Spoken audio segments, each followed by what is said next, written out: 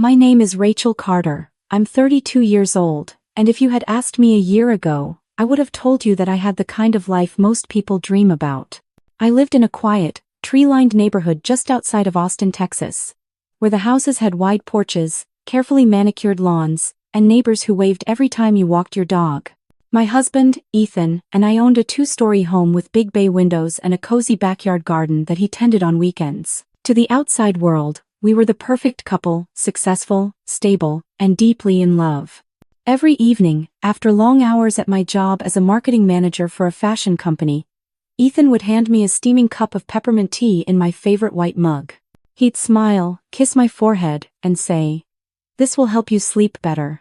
It was our ritual, and for 6 years of marriage, it never changed. Before we continue, please subscribe to the channel and let us know where you're listening in the comments.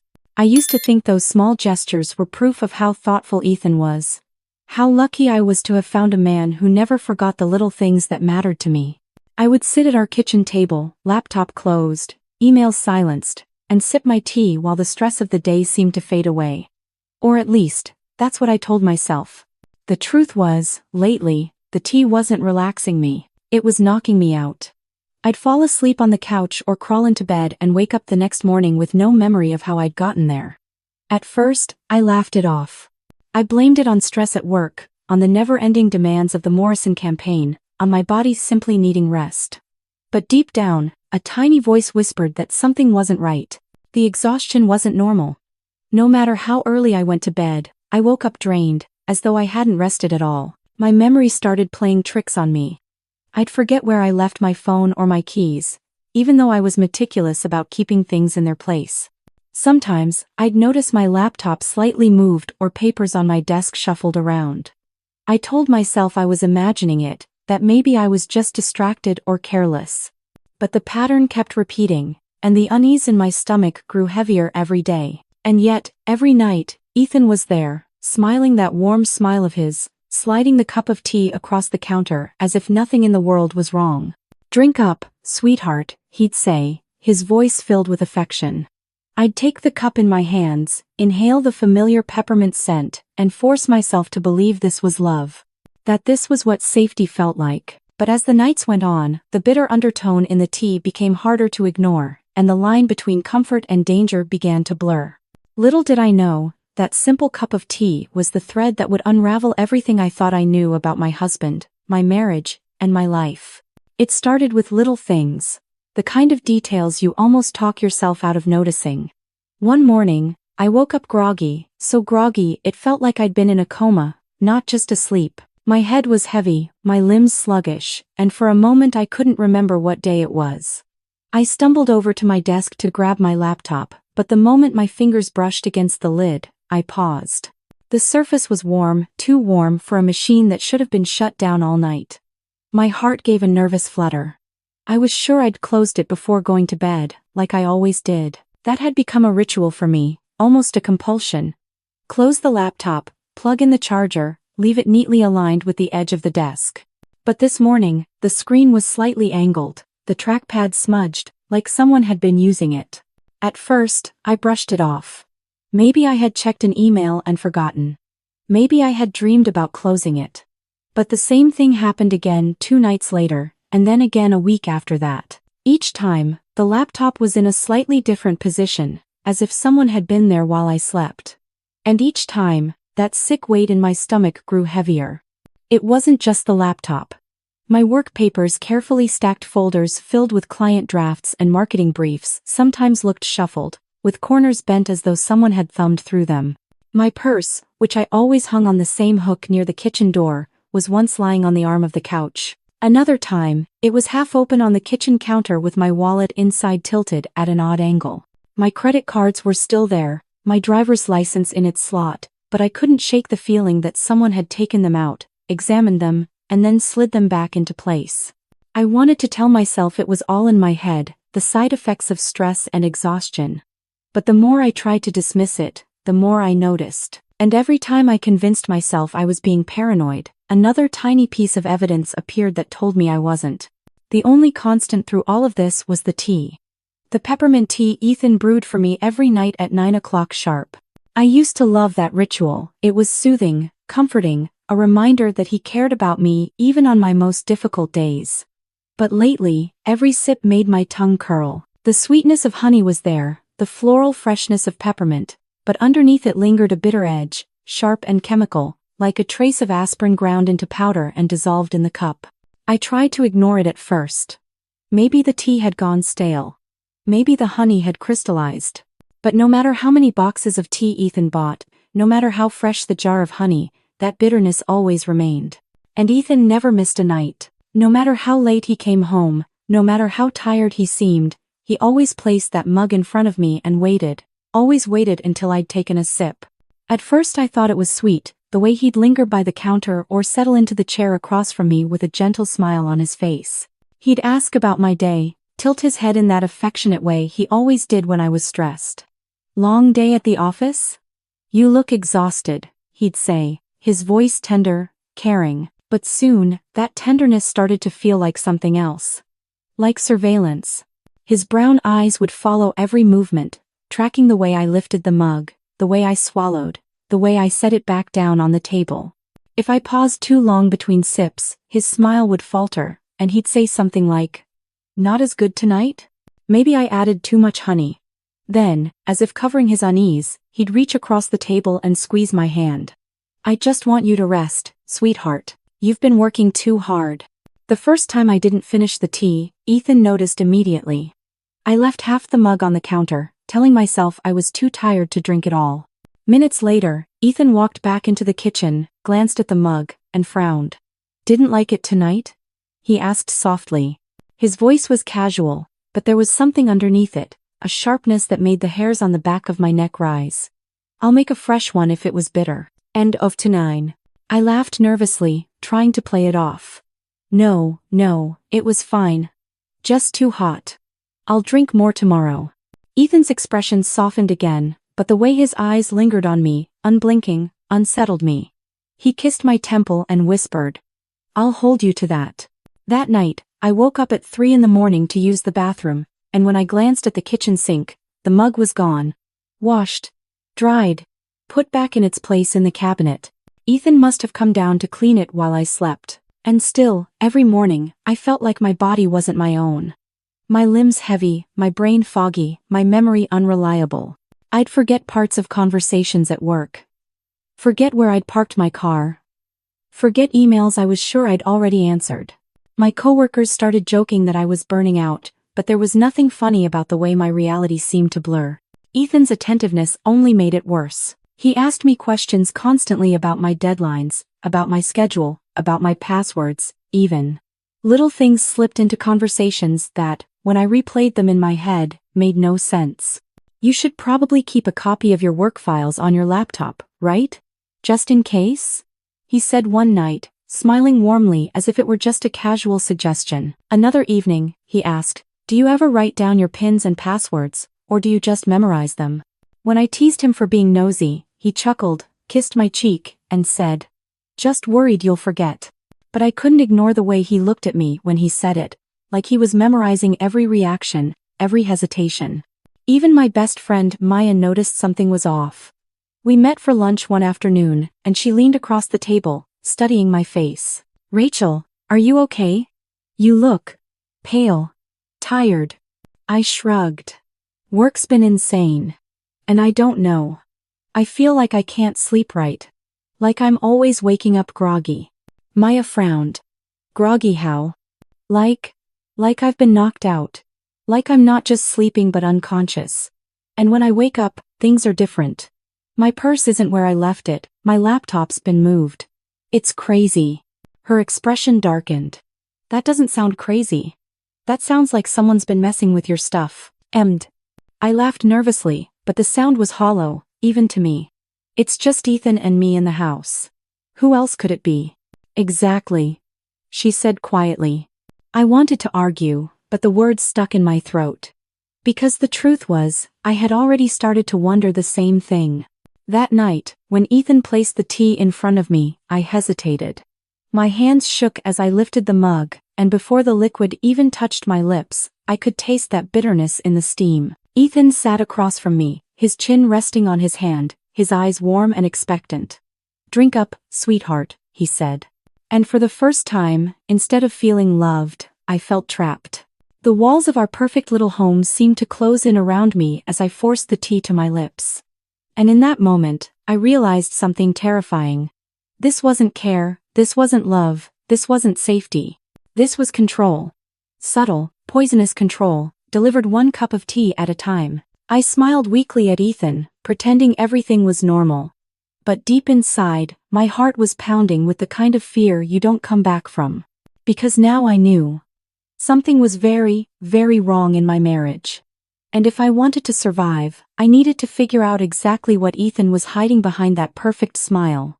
I couldn't keep the growing dread to myself any longer. After weeks of trying to convince myself that stress was the culprit, that my exhaustion and memory lapses were just part of the job, I finally called Maya.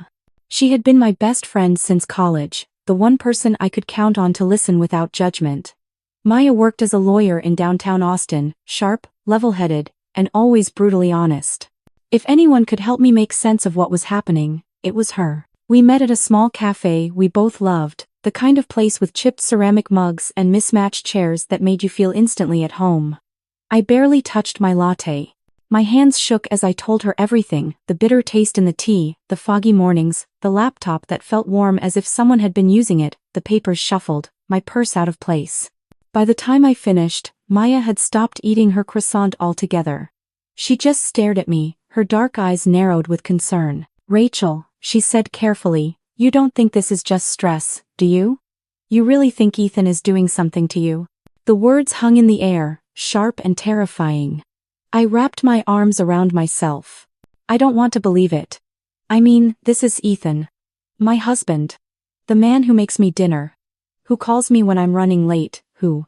My voice cracked, but I can't explain what's happening. And the tea, Maya, it's not just in my head. There's something in it.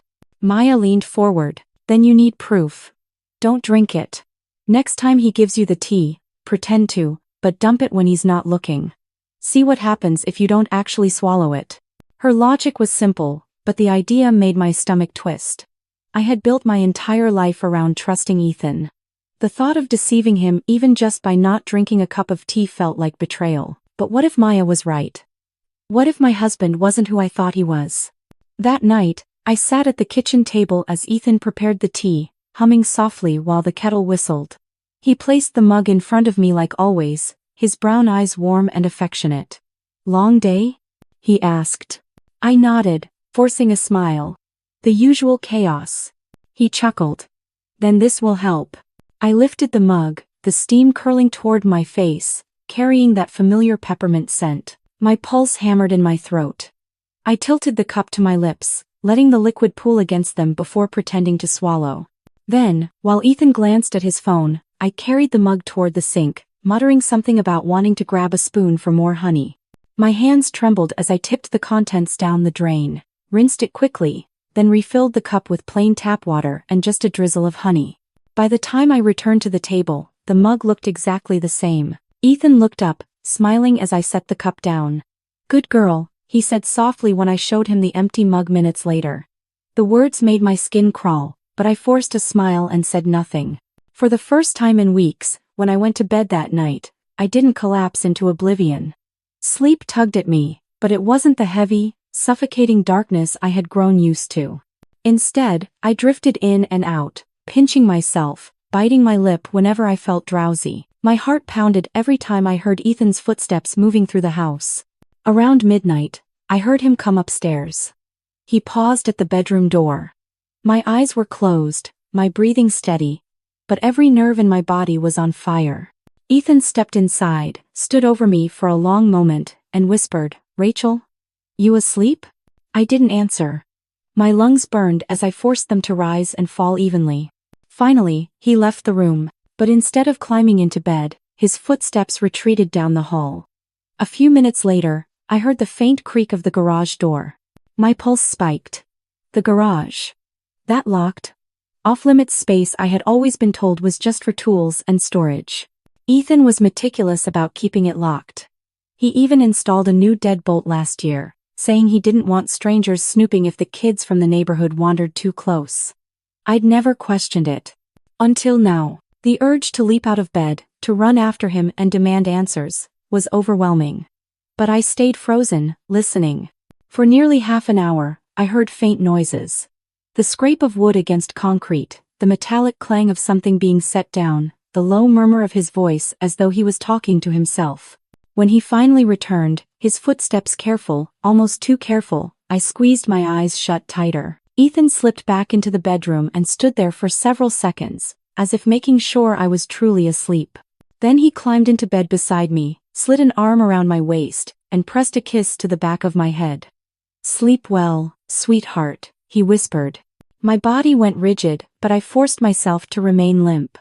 Minutes later, his breathing grew steady, deep, the sound of someone drifting off. I, however, lay wide awake, my heart pounding against my ribs so hard it hurt. The next morning, I felt both terrified and vindicated. I hadn't been imagining it. Ethan had been getting out of bed at night. He had been doing something in the garage. And all of it was happening when I should have been knocked out cold from the tea.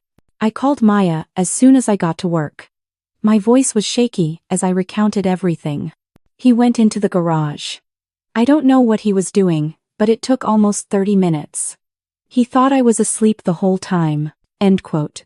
"Rachel," Maya said firmly. "This is proof. You're not crazy. Something is going on, and it's bigger than just a weird habit."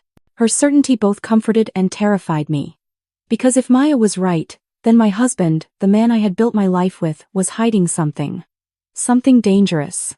That evening, when Ethan handed me the tea again, I smiled and took it without hesitation. But this time, I knew the game had changed. I wasn't just his doting wife anymore. I was a woman living a double life inside her own marriage, pretending to sleep, pretending to trust, while secretly watching every move he made. The lies sat heavy in my stomach, but the fear was heavier. And as I rinsed the tea down the sink once more, I made myself a silent promise. Whatever was hiding behind that locked garage door, I was going to find out. That night, I decided I couldn't just listen anymore.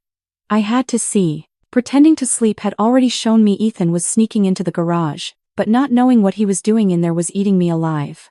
The uncertainty was worse than any truth I could imagine, at least, that's what I thought. I lay in bed, motionless, while Ethan shifted beside me. Just after midnight, he slid quietly out from under the covers. The floor creaked under his weight as he tiptoed to the door. He lingered there for a moment, and I forced my breathing to stay slow and steady, like a woman lost in deep sleep. Then, after a few heartbeats, he slipped out. The faint sound of the garage door opening carried up the hallway. My pulse hammered as I counted the seconds. I knew this was dangerous. I knew if he caught me, there'd be no good excuse for why I wasn't asleep. But something in me had crossed the line from fear to determination. I had to know what he was hiding. I slipped out of bed, barefoot, moving silently down the stairs. The house was dark except for the thin line of light glowing beneath the garage door. My palms were sweaty, my mouth dry. When I reached the hallway, I crouched low and peeked through the small crack between the door and the frame. The garage smelled faintly of oil and cedar, like it always did, but tonight there was something else, metal, sharp and cold. Ethan was kneeling on the concrete floor, his broad shoulders hunched as he worked at a section of wood near the corner. I blinked, confused at first, until I realized he had built a false floor. A square of wooden planks fitted seamlessly into the concrete, painted to match the rest. If I hadn't seen him prying it up with a crowbar, I never would have noticed. My stomach turned as the panel came free. Ethan set it aside and reached into the hollow space beneath. What he pulled out made my skin prickle. A large metal box, the kind you'd expect to see in a bank vault or military storage, not hidden in the floor of a suburban garage.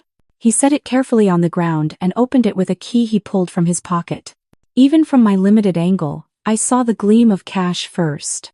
Thick stacks of it, bound with rubber bands, the edges crisp. Tens of thousands of dollars, maybe more. My breath caught. But I didn't dare make a sound. Ethan's hands moved methodically, lifting envelopes, flipping through papers. Then I saw them, small booklets lined up neatly like a collection. Passports. At least half a dozen of them, each with Ethan's face staring out, but under different names. I clapped a hand over my mouth to stifle a gasp. My husband, the man who claimed to work at a software company, who kissed me every morning before leaving for his so-called job, had multiple identities. Ethan continued his ritual with chilling precision. He pulled out a set of photographs and spread them on the concrete. Even from my hiding place, I recognized what they were: pictures of women. Different women. All dark-haired. All around my age.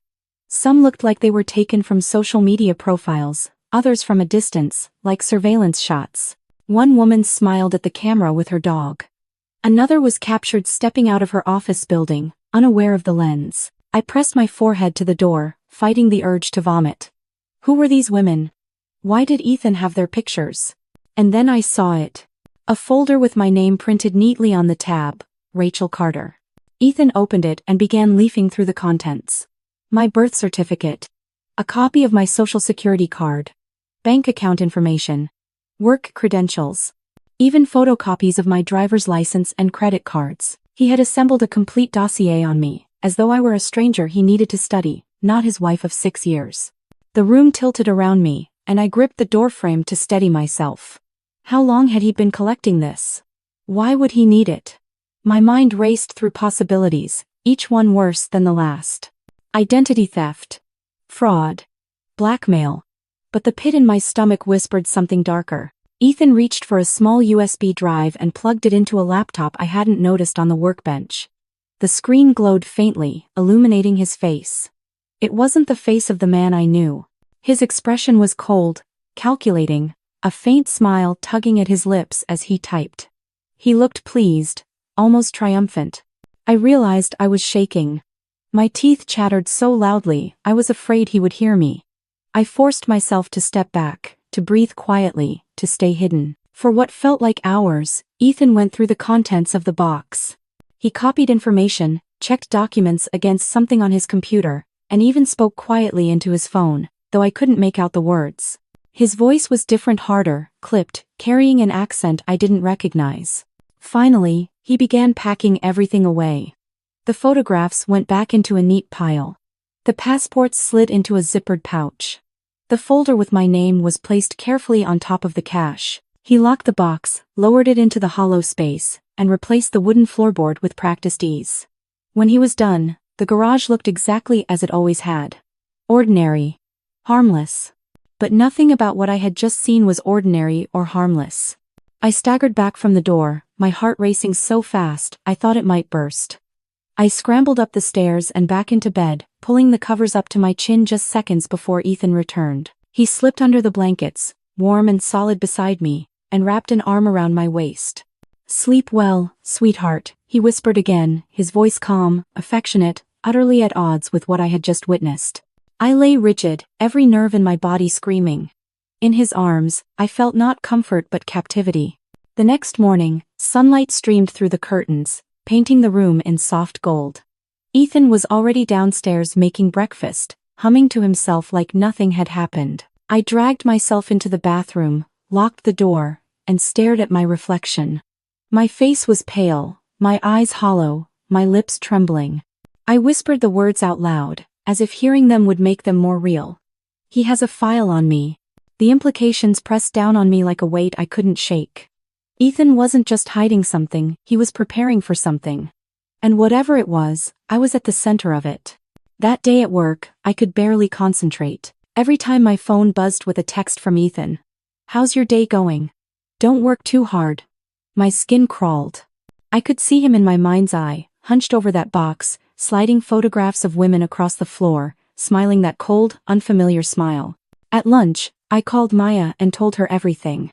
There was a long silence on the other end before she finally spoke. "Rachel, you need to be careful. If he has that kind of information on you, on other women, this isn't just some weird secret hobby.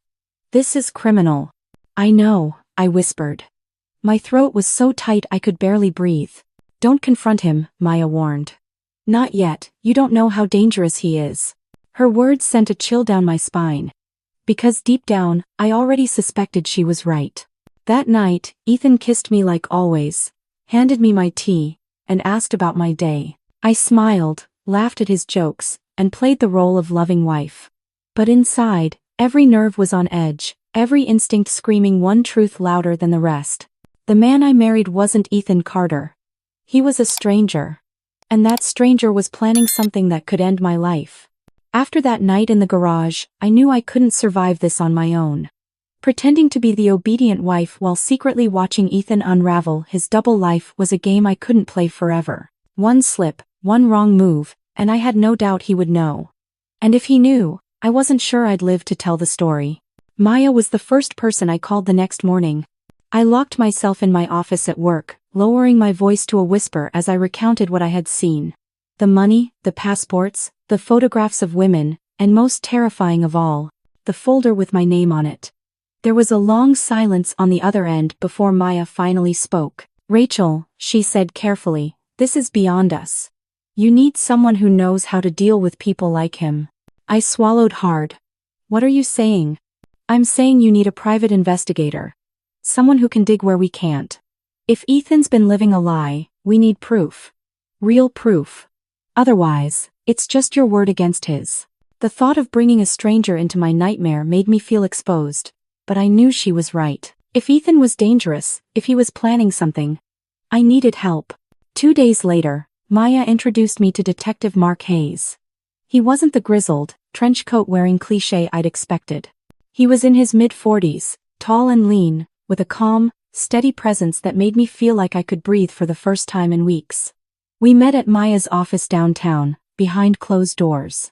"Mrs. Carter," he said, shaking my hand firmly. "Maya tells me you believe your husband may be living under a false identity. Is that correct?" Hearing it spoken so bluntly made my stomach turn. "Yes, I don't have hard proof yet. But I found things. Or rather, I saw things." I told him everything, leaving nothing out. Hayes listened intently, jotting notes in a worn leather pad. He didn't interrupt, didn't look skeptical. When I finished, he leaned back in his chair. "This is serious," he said finally. "Multiple passports, large amounts of cash, surveillance photos. This isn't just a man with secrets, this is someone running a long con. Possibly worse." I felt my throat tighten. Worse? Like what? Hayes's gaze was steady. "Like fraud. Or murder. People don't build alternate identities for fun. They do it because they're planning to disappear or because they've done it before." And the room seemed to tilt around me, but Maya reached for my hand, squeezing it gently. "We'll figure this out, Rachel," she said. Hayes nodded. "Give me a week. I'll start with his employment history, financials, anything public. If he's using a stolen identity, there will be cracks. These guys always leave cracks." For the next 7 days, I lived in a haze of terror and anticipation.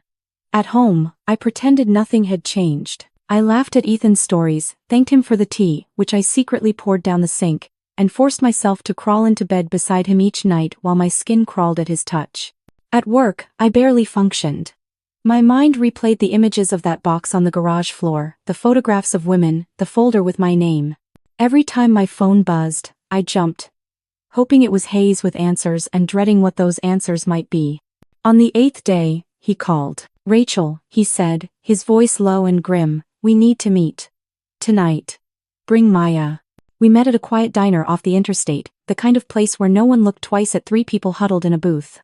Hayes slid a thick manila folder across the table. "Your husband," he began, "doesn't exist. At least, not before 7 years ago." I blinked. "What do you mean?" "I mean there is no record of an Ethan Carter, your Ethan Carter, before that time. No birth certificate, no college records, no employment history. His social security number? It doesn't match his name. It was issued to a different man who died 20 years ago." My stomach dropped. "But he goes to work. He gets paychecks." Hayes shook his head. "I checked the company he claims to work for. Cascade Software Solutions. They've never heard of him. There's no Ethan Carter in their system, past or present. If he's leaving the house every morning, he's not going there." Ow. I gripped the edge of the table, my knuckles white. The diner buzzed around us with the clink of dishes and low conversation, but it all felt far away. "So where does he go?" Hayes slid another document toward me. "Denver. 7 years ago, a man named Daniel Cross showed up there. Same age. Same description. Same photo as your husband. He lived there for 2 years before vanishing. Then, 3 years later, a man named Michael Harris appeared in Atlanta. Same face, different name. He stayed for about a year before disappearing again. I shook my head, my chest tightening. This can't be real. There must be a mistake. Hayes's expression didn't change. It's real. And there's more. He opened another folder and pulled out a newspaper clipping. The headline made my blood run cold. Austin woman. Still missing. Olivia Martinez disappeared without a trace. The article was dated 3 years ago. A smiling brunette stared up at me from the page, her dark eyes warm and alive. She looked about my age. The caption read, Martinez, 29, was last seen leaving her home with her husband, Michael Harris. My vision blurred as I whispered, Michael Harris. Hayes nodded. Your husband. The walls of the diner seemed to close in on me. I couldn't breathe. Maya slid closer, wrapping an arm around me, but her voice sounded far away. Rachel, look at me. It's not your fault. You couldn't have known. I stared at the photo of Olivia, my chest aching. She looked so normal, so unsuspecting. Just like me. What happened to her? I asked finally, my voice shaking. Hayes's jaw tightened. She was never found. Her friends said she had a good job, close family ties, no reason to run away. The police suspected foul play, but with no body and no evidence, the case went cold. Tears blurred my vision. And you think Ethan? I think your husband is the same man, Hayes said quietly. Different name, same pattern. He builds a life, targets a woman, gathers her personal information, then vanishes. And the woman? She disappears too. My hands trembled as I pushed the clipping away. So what does that mean for me? Maya squeezed my shoulder. It means you're in danger. The words hung between us, heavy and undeniable. For weeks, I had been telling myself I was paranoid, that my exhaustion was just stress. But now the truth was staring me in the face. I wasn't crazy. My husband was a fraud, a liar, and possibly a killer. Hayes leaned forward, his voice steady. Rachel, listen to me. You need to be very careful. Men like him, they don't leave loose ends. If he's building a file on you, it's because he's preparing to take everything from you. Your identity. Your assets. And maybe your life. I swallowed hard, my throat burning. So what do I do? For now, nothing, Hayes said. Don't confront him, don't let him know you suspect anything. Keep pretending everything is normal. Meanwhile, I'll keep digging. If we can tie him to Olivia Martinez or any of the other women, we'll have grounds to go to the police. But until then, you're safer if he thinks you're still under his control. The thought of going home, of smiling at Ethan across the dinner table while knowing what I now knew, made my stomach twist. But what choice did I have? As we left the diner, Maya hugged me tightly. You're not alone in this, she whispered. We'll get you through it. I nodded, clinging to her words like a lifeline.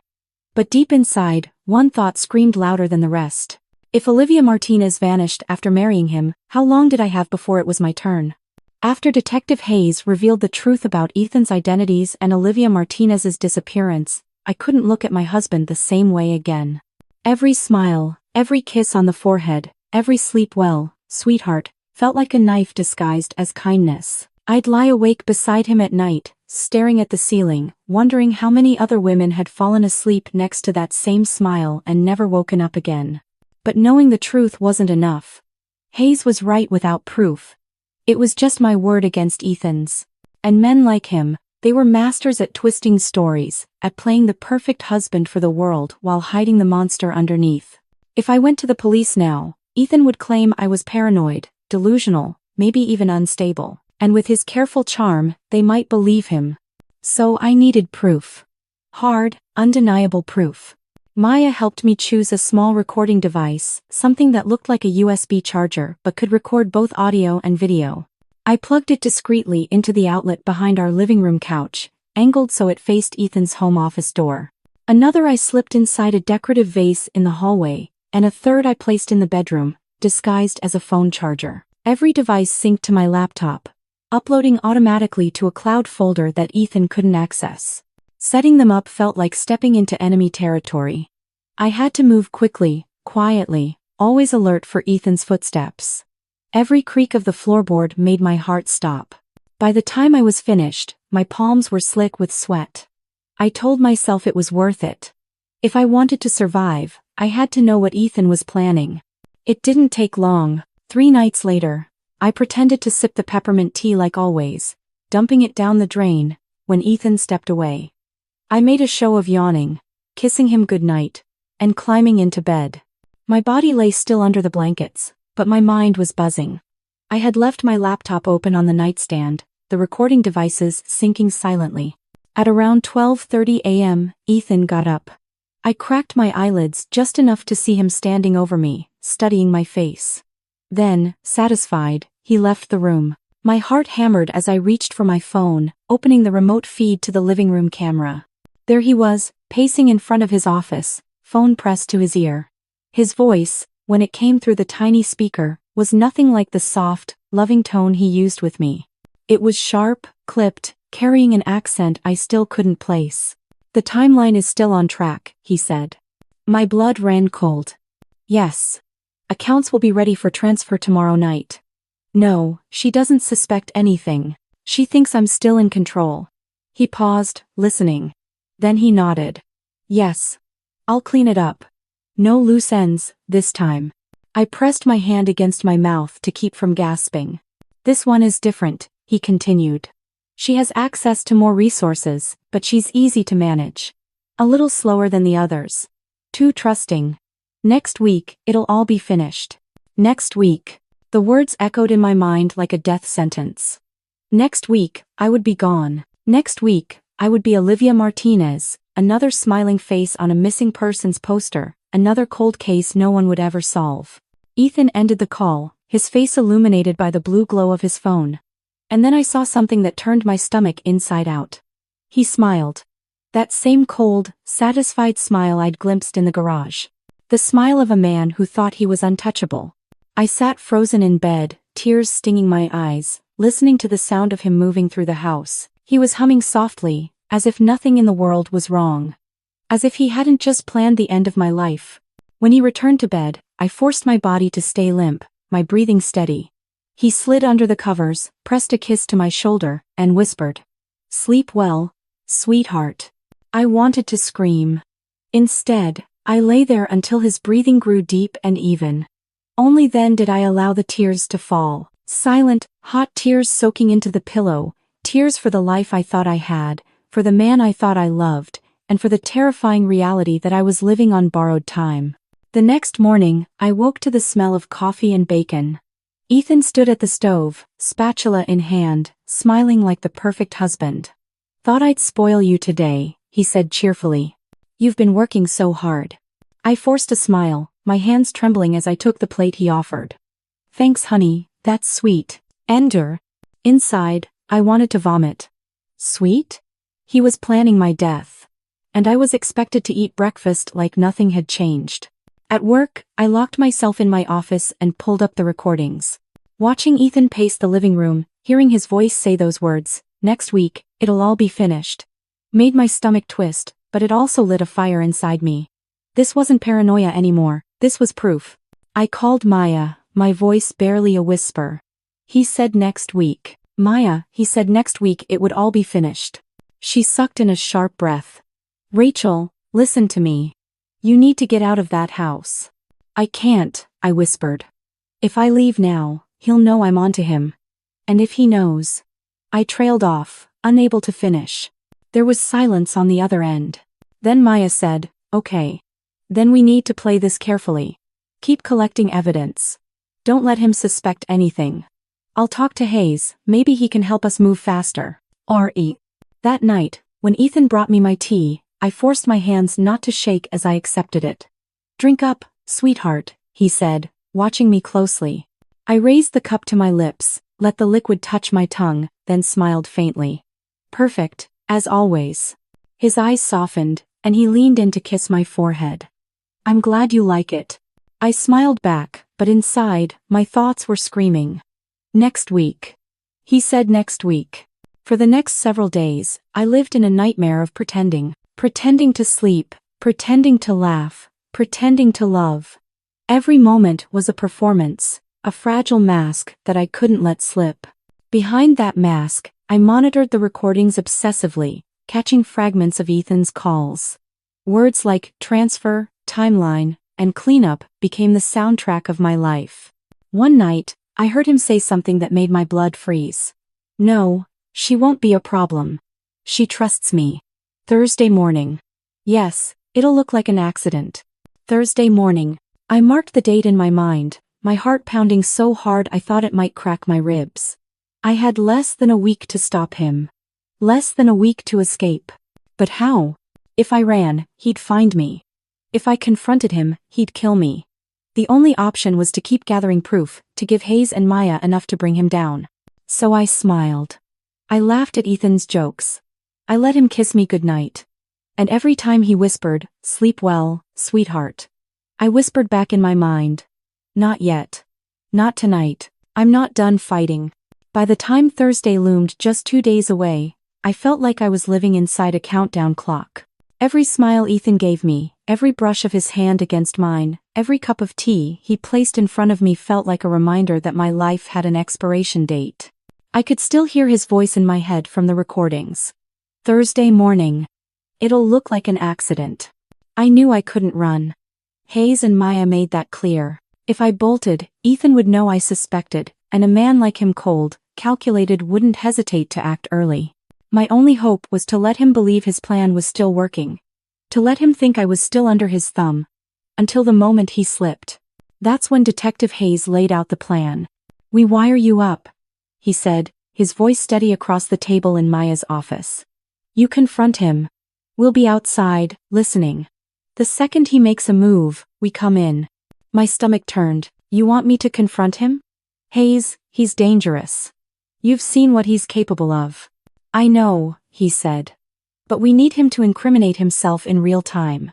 Your recordings are good, but a defense attorney could argue they're fake, or taken out of context. What we need is a live confession, and you're the only one who can get it." Maya reached for my hand, her eyes fierce. "Rachel, you can do this.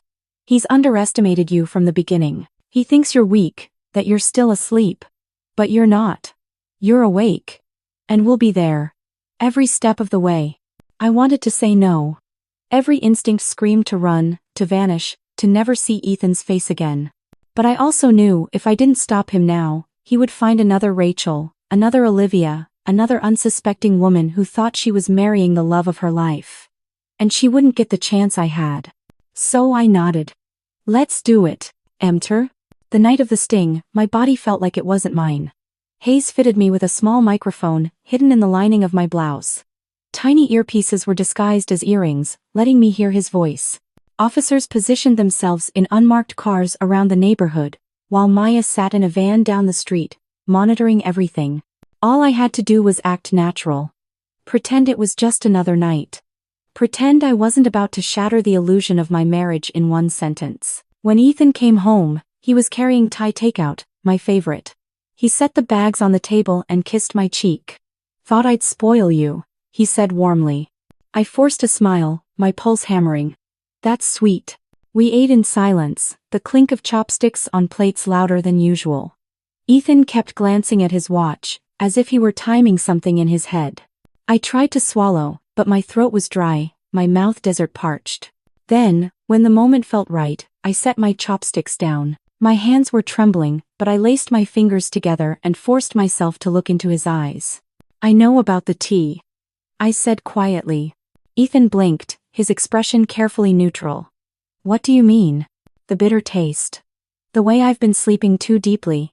You've been drugging me." For a second, his mask slipped. His jaw tightened, his eyes narrowed, but then, just as quickly, the smile returned. "Rachel, sweetheart, you've been under a lot of stress. You're imagining things." I shook my head. "Number, I have proof. I recorded you."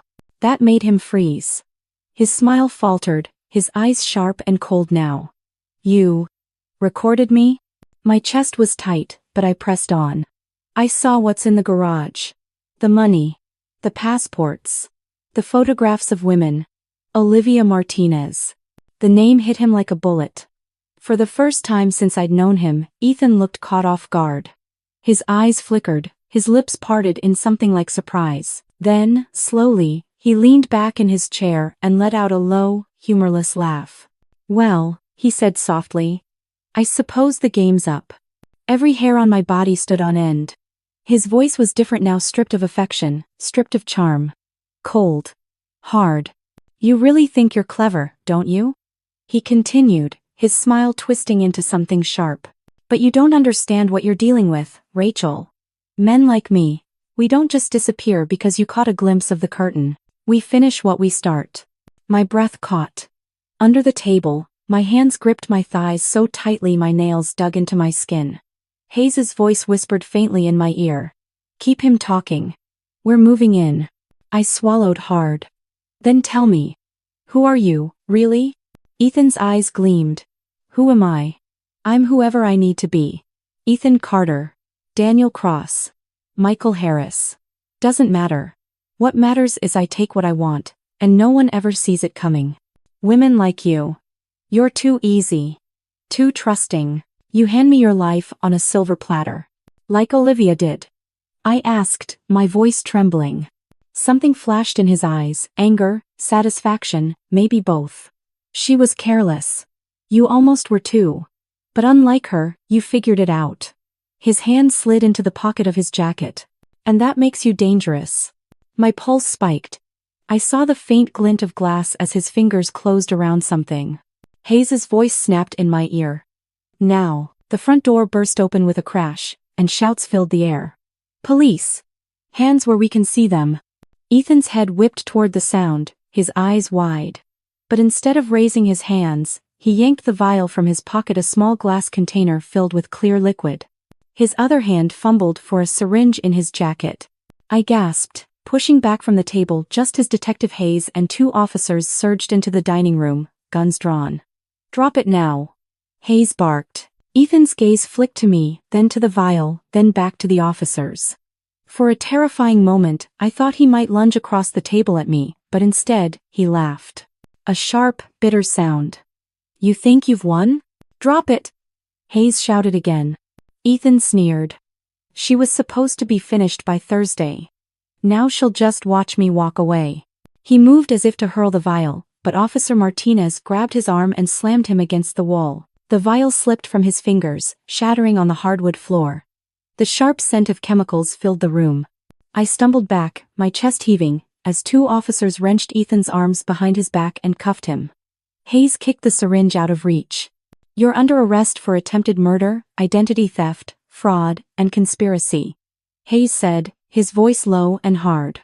Ethan twisted his head to look at me, his eyes burning with hatred. "This isn't over, Rachel," he hissed. "Men like me, we have friends. You'll never be safe." I stood there shaking, my hands clenched into fists at my sides. For the first time, I didn't look away. "You're wrong," I said, my voice steadier than I felt. "It's over." The officers dragged him out of the house, his threats echoing down the hall until the door slammed shut. The silence that followed was deafening. I sank into a chair, trembling so hard my teeth chattered. Maya burst through the door a moment later, pulling me into a fierce hug. "You did it," she whispered, tears streaming down her cheeks. "You're safe now." But as Hayes crouched down to look me in the eye, his words chilled me even in that moment of relief.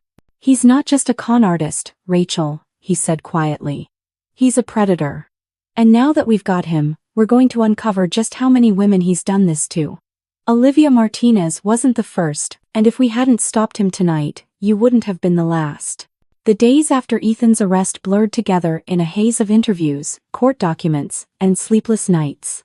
When the FBI took over, the truth came crashing down in waves I could barely process. Ethan Carter wasn't real. Neither was Daniel Cross. Nor Michael Harris. His real name was Victor Ivanov, a man wanted in connection with at least 6 missing women across the country. Olivia Martinez was one of them. So were 2 others whose smiling faces stared back at me from grainy news clippings. The FBI showed me women who, like me, had thought they were safe in the arms of a man who was never who he claimed to be. Victor wasn't just a con artist. He was a predator who specialized in building lives out of lies, marrying women, draining their resources. and erasing them when they became inconvenient. Hearing the FBI list off the states where he'd been, the aliases he'd used, and the women he'd left behind was like watching my entire marriage rot from the inside out. I had slept beside a ghost, trusted a killer, shared my life with a man who was never really there. But unlike Olivia, unlike the others, I survived. The trial stretched on for months. Victor tried everything, denying the evidence, twisting the narrative, even smiling at me across the courtroom like he still had control. But the recordings I'd captured, the documents from his garage, the vial of poison the police had taken from his pocket the night of his arrest, they sealed his fate. The jury found him guilty on every count: attempted murder, identity theft, fraud, and conspiracy. He was sentenced to life in prison without the possibility of parole.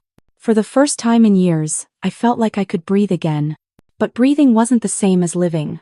The house in Austin was poisoned ground. Every corner carried a memory. I couldn't bear his smile over a cup of tea, the hum of his voice from the garage, the arm that had once felt protective now revealed as a trap. So I sold it.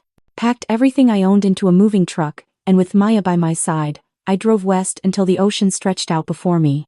San Diego became my new home. The salty air, the wide-open beaches, the endless horizon, it all felt like freedom, like I was finally out from under the shadow of a man who had tried to erase me. I found work with a nonprofit that supported women who had been conned, manipulated, and nearly destroyed by men like Victor. Standing in front of support groups, telling my story, I saw something remarkable. The horror on their faces gave way to recognition, then relief. They weren't alone. None of us were. It took time, years, really, but piece by piece, I rebuilt myself. I learned to trust again, not in men, not even in love, but in myself. I had lost a husband, yes. But in that loss, I found something far more valuable. My own strength. I wasn't Ethan's wife. I wasn't Victor's victim. I was Rachel Carter. And I was free. Looking back, I've learned that evil rarely shows up in obvious ways. It doesn't always wear a mask or carry a weapon. It can smile at you over breakfast, kiss your forehead goodnight, and brew you a cup of tea every evening. For years, I confused control with care, routine with love, and silence with safety. What happened to me taught me that trust is a gift, not something to hand over blindly. We have to listen to that small voice in our gut, the one that whispers when something feels off, because too often we bury it under excuses until it's too late. I don't share my story to scare people, but to remind them that strength isn't about never being afraid, it's about what you do with that fear. I was terrified, but I chose to fight, to gather proof, to speak up even when my voice shook. And in doing so, I discovered that I was stronger than I ever knew. So if there's one lesson I want others to carry, it's this. Never ignore your instincts, never let fear silence you, and never forget that even in the darkest moments, you still have the power to survive. If you like this story, please like this video, subscribe to the channel, and share your impressions of this story in the comments. To listen to the next story, click on the box on the left. Thank you for watching.